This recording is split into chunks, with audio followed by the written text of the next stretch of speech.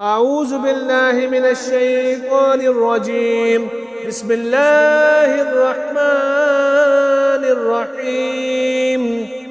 طه ما أنزلنا عليك القرآن لتشقى إلا تذكرة لمن يخشى تنزيلا ممن خلق الأرض والسماوات العلى الرحمن على العرش استوى له ما في السماوات وما في الأرض وما بينهما وما تحت الثرى وإن تجهر بالقول فإنه يعلم السر وأخفى الله لا إله إلا هو له الأسماء الحسنى. وهل أتاك حديث موسى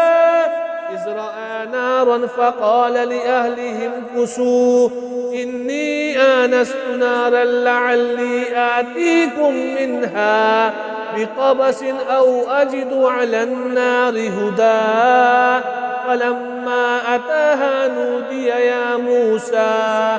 إني أنا ربك فاخلع نعليك إنك بالواد المقدس طوى وأنا اخترتك فاستمع لما يوحى إنني أنا الله لا إله إلا أنا فاعبدني وأقم الصلاة لذكري إن الساعة آتية أكاد أخفيها لتجزى كل نفس بما تسعى ولا يصدنك عنها من لا يؤمن بها واتبع هواه فتردى وما تلك بيمينك يا موسى قال هي عصاي أتوكأ عليها وأهش بها على غنمي ولي فيها مآرب أخرى قال ألقها يا موسى فألقاها فإذا هي حية تسعى قال خذها ولا تخف سنعيدها سيرتها الأولى واضمم يدك إلى جناحك تخرج بيضاء من غير سوء آية أخرى لنريك من آياتنا الكبرى اذهب إلى فرعون إنه طغى قال رب اشرح لي صدري ويسر لي أمري واحلل عقدة من لساني يفقه قولي واجعل لي وزيرا من أهلي هارون أخي اشدد به أزري وأشركه في أمري كي نسبحك كثيرا ونذكرك كثيرا إنك كنت بنا بصيرا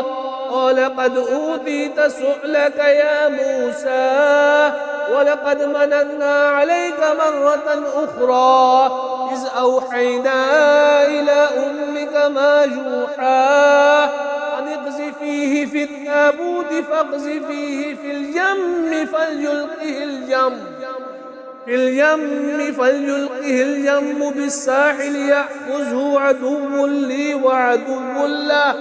بالساحل يأخذه عدو لي وعدو له وألقيت عليك محبة مني ولتصنع على عيني إذ تمشي أختك فتقول هل أدلكم على من يكفله ورجعناك إلى أمك كي تقر عينها ولا تحزن وقتلت نفسا فنجيناك من الغم وفتناك فتونا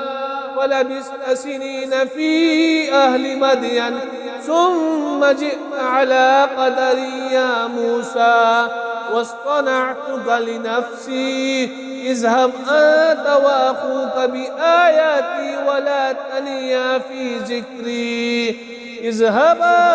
إلى فرعون طغى فقولا له قولا لينا لعله يتذكر أو يخشى. قالا ربنا إننا نخاف أن يفرط علينا أو أن يطغى. قال لا تخافا إنني معكما أسمع وأرى. فأتياه فقولا إنا رسول ربك فأرسل معنا بني إسرائيل ولا تعذبهم قد جئناك بآية من ربك والسلام على من اتبع الهدى. إنا قد أوحي إلينا أن العذاب على من كذب وتولى. قال فمن ربكما يا موسى؟ قال ربنا الذي أعطى كل شيء خلقه ثم هدى.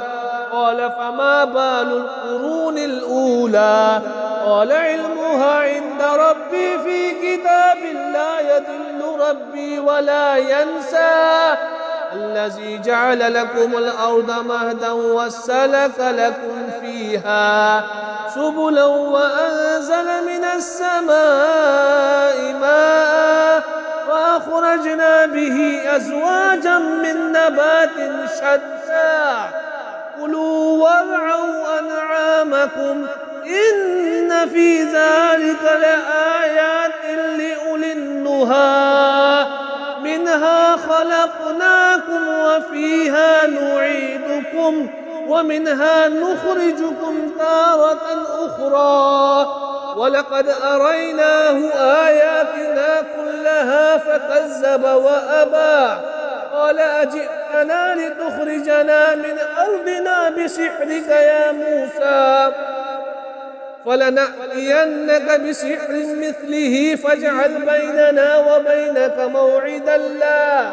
نخلفه نحن ولا أنت مكانا سوى. قال موعدكم يوم الزينة وأن يحشر الناس ضحى.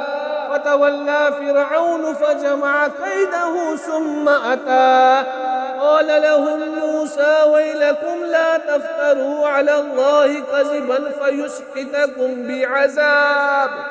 وقد خاب من افترى. فتنازعوا أمرهم بينهم وأسروا النجوى. قالوا إن هذان لساحران يريدان أن يخرجاكم من أرضكم بسحرهما ويذهبا بطريقتكم المثلى فأجمعوا كيدكم ثم أتوا صفا وقد أفلح اليوم من استعلى. قالوا يا موسى إما أن تلقي وإما أن نكون أول من ألقى. قال بل ألقوا فإذا حبالهم وعصيهم يخيل إليه من سحرهم أنها تسعى. فأوجس في نفسه خيفة موسى. قلنا لا تخف إنك أنت الأعلى والق ما في يمينك تلقف ما صنعوا إنما صنعوا كيد ساحر ولا يفلح الساحر حيث أتى. فألقي السحرة سجدا قالوا آمنا برب هارون وموسى. قال آمنتم له قبل أن آذن لكم إنه لكبيركم الذي علمكم السحر فلأقطعن أيديكم وأرجلكم من خلاف ولأصلبنكم في جذوع النخل ولتعلمن أينا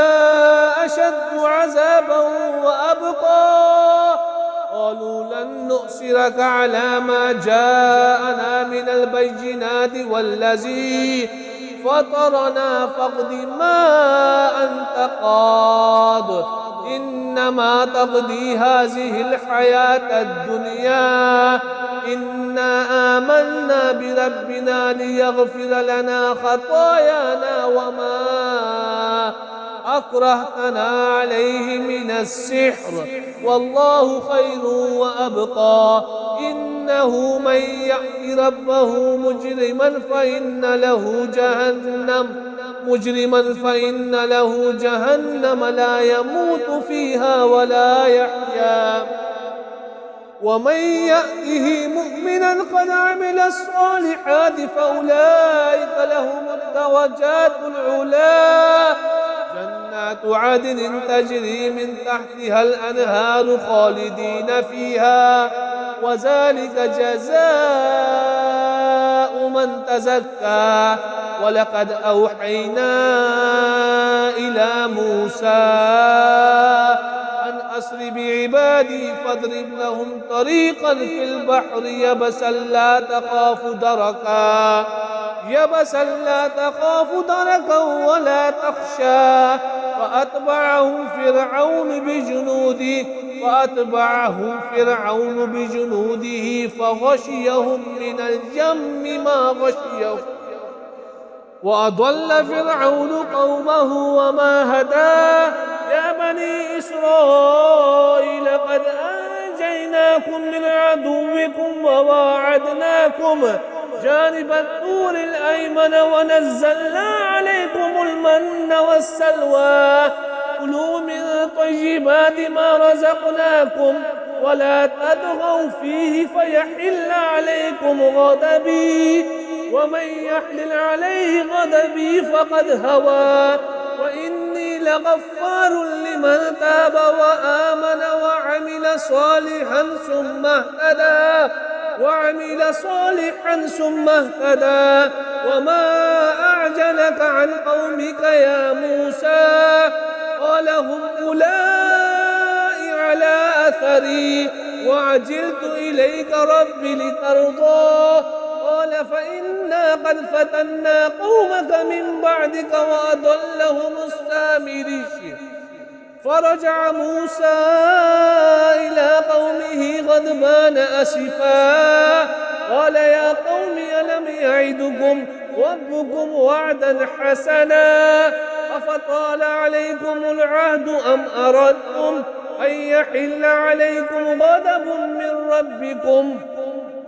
غضب من ربكم فأخلفتم موعدي قالوا ما أخلفنا موعدك بملكنا ولكننا حملنا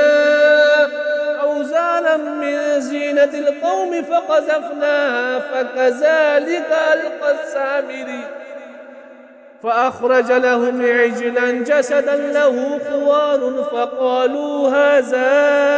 إلهكم وإله موسى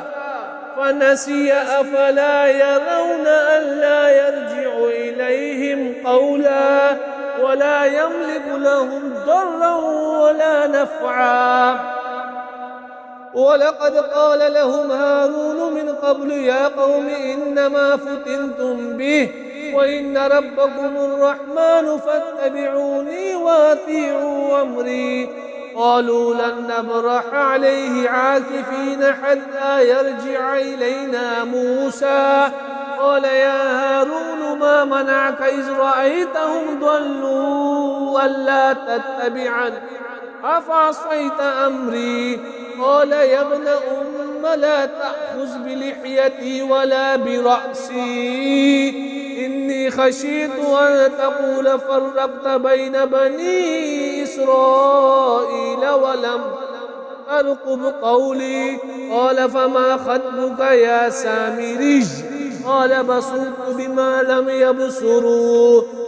به فقبضت قبضة من أثر الرسول فنبذتها وكذلك سولت لي نفسي قال فاذهب فإن لك في الحياة أن تقول لا مساس وإن لك موعدا لن تخلفه وانظر إلى إلهك الذي ظلت عليه عاكفا لنحرقنه ثم لننسفنه في اليم نسفا إنما إلهكم الله الذي لا إله إلا هو وسع كل شيء علما كذلك نقص عليك من أنباء ما قد سبق وقد آتيناك من لدنا ذكرا من أعرض عنه فإنه يحمل يوم القيامة وزرا خالدين فيه وساء لهم يوم القيامة حملا يوم ينفخ في السور ونحشر المجرمين يومئذ زرقا يتخافتون بينهم إن لبثتم إلا عشرا نحن أعلم بما يقولون إذ يقول أمثلهم طريقة إن لبثتم إلا يوما ويسألونك عن الجبال فقل ينسفها ربي نسفا ويذرها قاعا صفصفا لا ترى فيها عوجا ولا أمتا يومئذ يتبعون الداعي لا عوج له وخشعت الأصوات للرحمن فلا تسمع إلا همسا يومئذ لا تنفع الشفاعة إلا من أذن له الرحمن ورضي له قولا يعلم ما بين أيديهم وما خلفهم ولا يحيطون به علما وعنت الوجوه للحي القيوم وقد خاب من حمل ظلما ومن يعمل من الصالحات وهو مؤمن فلا يخاف ظلما ولا هضما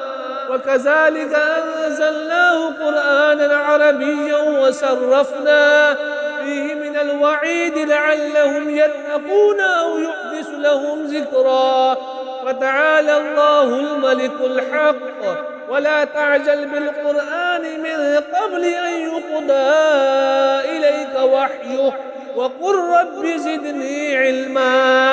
ولقد عهدنا إلى آدم من قبل فنسي ولم نجد له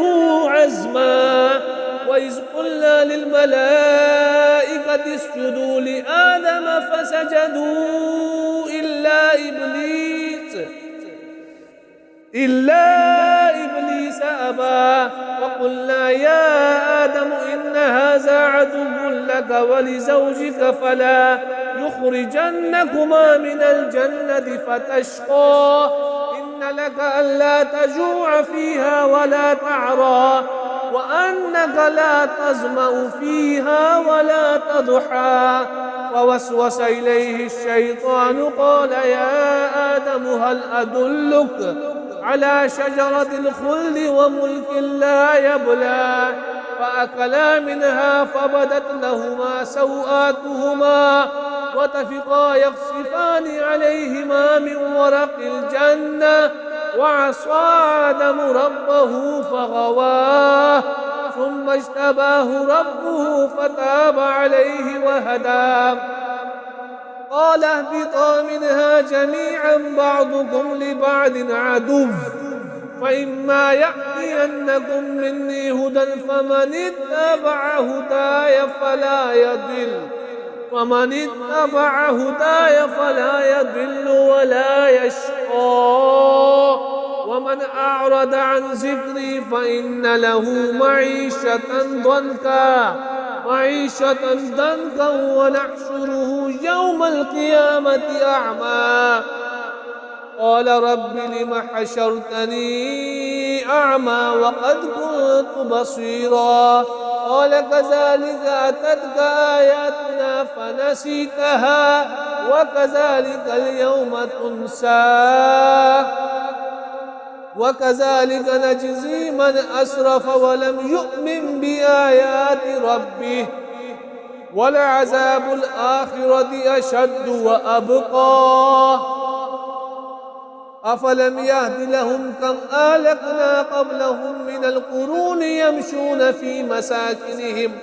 إن في ذلك لآيات لأولي النهى ولولا كلمة سبقت من ربك لكان لزاما وأجل مسمى فاصبر على ما يقولون وسبح بحمد ربك قبل طلوع الشمس وقبل غروبها ومن آناء الليل فسبح وأطراف النهار لعلك ترضى ولا تمدن عينيك إلى ما متعنا به أزواجا منهم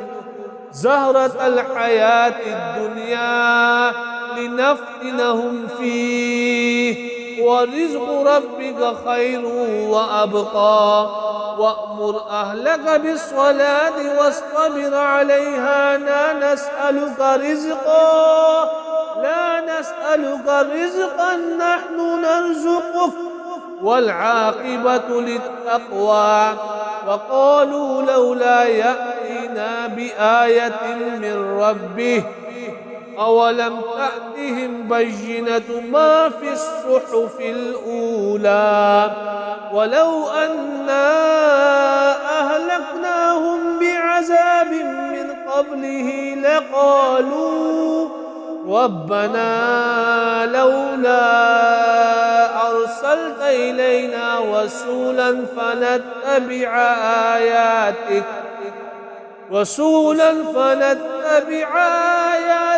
من قبل أن نزل ونخزى قل كل متربص فتربصوا